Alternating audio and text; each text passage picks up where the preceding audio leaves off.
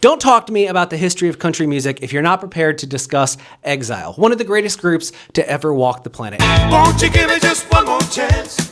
Maybe we could make a little romance. No reason why you and me can't get it back together like it used to be. Exile hail from Kentucky, and in their decades in the music industry, they have given us countless hits, far more than some artists have songs in their catalog. I guess you could call them an overnight sensation.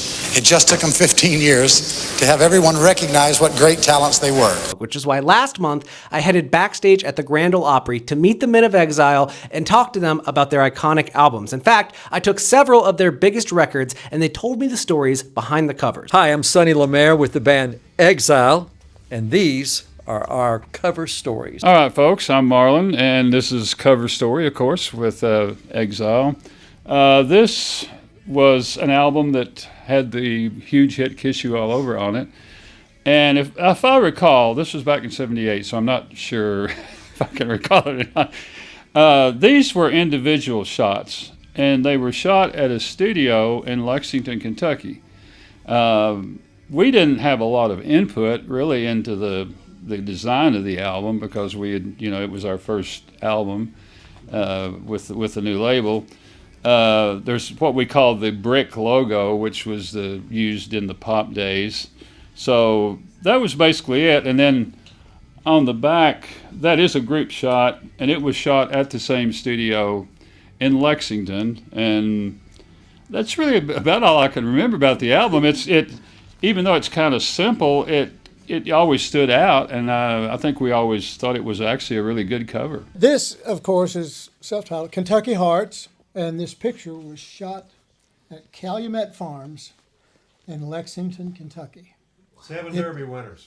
It's a huge, huge horse farm. I think they said it had like 22 miles of fence line on that farm, so that just gives you an idea of how huge that farm is. I think it was later sold to a German investment company, I think, but we loved that farm always, and it was always so popular of having horses, running the Derby and at Keeneland and all that good stuff. So we decided to go there and do. What I'm holding is the album called All There Is, and this was the follow-up to the first album that Marlon held up, the Mixed Emotions album. This followed Kiss You All Over. And it was recorded in northern Kentucky, the project, part of it. We started this album in northern Kentucky at a studio called The Forum, just outside of Cincinnati. And while we were recording, we started having problems with actually the 24-track machine. A lot of problems. And it got so frustrating that we halted work, got on planes, flew to L.A. and finished and forgot that. and finished the album in L.A. Yeah. Wow. I think we finished at MCA Whitney Studios in Glendale. But regardless, why we decided on just a plain photo with the front with the brick logo, I'm not really sure. Of course, on the back.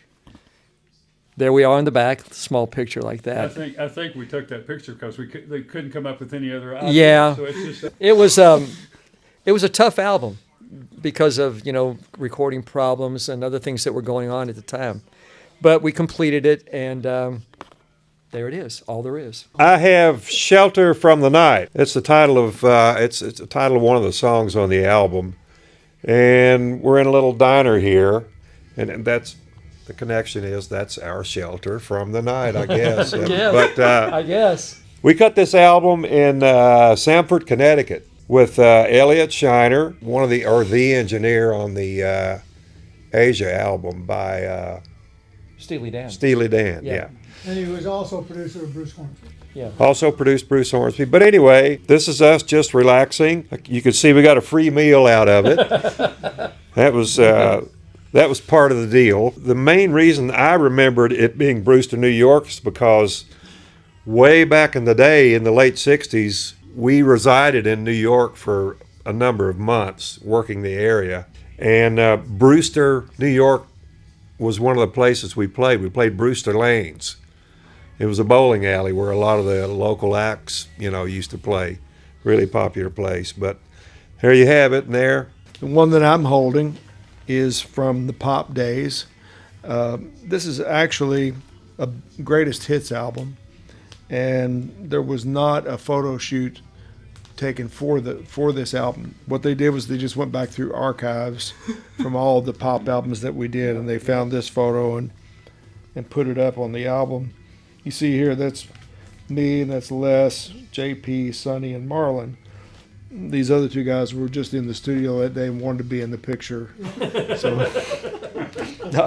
actually, they were of course, in the band, in the pop band. We have an album out right now that we did something for the cover of it we've never done before. We had ourselves drawn by this great artist, and it really turned out cool.